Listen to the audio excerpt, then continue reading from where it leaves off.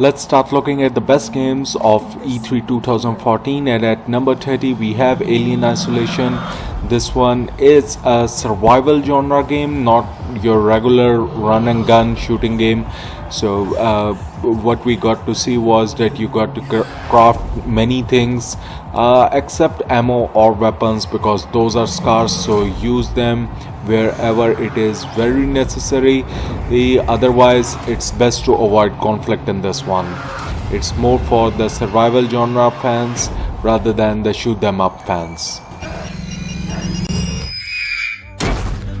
On number 29 we have The Crew from Ubisoft. This is the open world racing game which Ubisoft had to show us. It's kind of like a 4-player co-op for racing fans. It's a concept which is being quite used now. We have the online Need for Speed previously, then Rivals, and we also are coming up with Drive Club. But this one looked the most fun and most multi-platform game, so that's why it made it to our list as compared to any other game.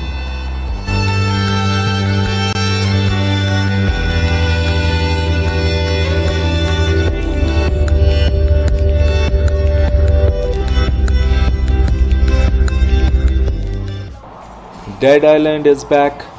They had a funny trailer to show off, so representing the goofy gameplay that we can expect from it. Their first game's trailer was really awesome with the slow motion story in reverse. The game itself was not that great. Hope that corrects with Dead Island 2 as the developer has shifted. So you can expect a lot of changes for Dead Island 2, and we would really like to see where the game takes us in future.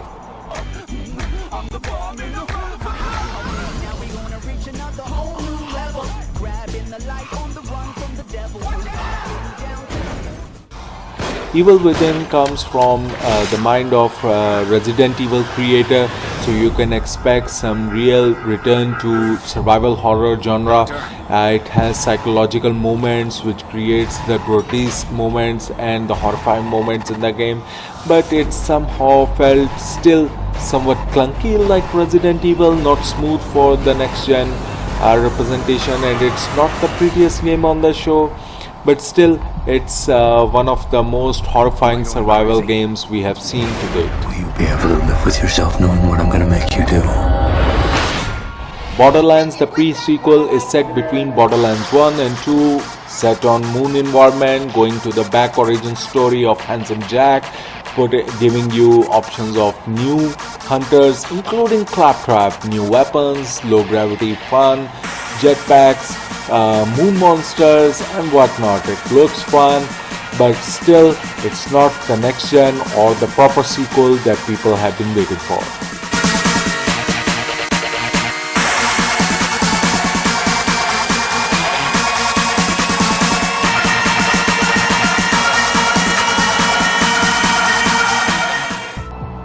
Below is an indie darling, of course, announced initially as Xbox One exclusive, but has it made its way to PC as well.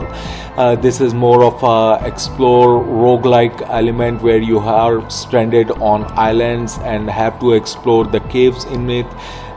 You will die, of course, in this one, and you will start with a new character every time, progressing a little bit, something like Infinity Blade in this one.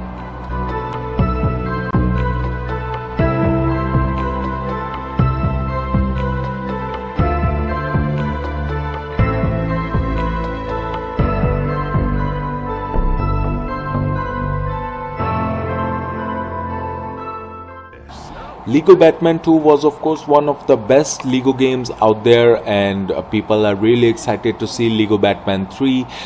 This time it goes into space, which gives a whole new dimension to the game. It will not be an open world game, but due to being based in space, so there will be more new vehicles to try out, including the Batwing. And we will get to see a Resogun like shoot them up, which you can see on the screen right now. Civilization Beyond Earth has taken a bold step by going away from space, away from its historical roots, and now the game is presenting many new elements to its core gameplay.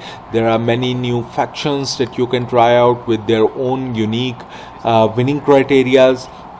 There will be alien species that you have to encounter and build a new Earth on these alien planets with whole new gameplay elements, which would be fun to tackle. But there are some different ways of handling them rather than just shooting them. You can leave them alone and they won't be as aggressive toward you. You can also build satellite. Call of Duty Advanced Warfare looks to have finally shifted to some next-gen looks, but still it is not that much enough or that much good to compete with Battlefield, at least in terms of its looks. It has some new weapons like the laser guns and exoskeletons, which does conform to the theme of Advanced Warfare, but would they be enough, or Kevin Spacey be enough to save Call of Duty series? We just have to wait and look. It still contains its Michael Bay effect, which I have no problem with, as long as it gives me more option rather than just scripted action.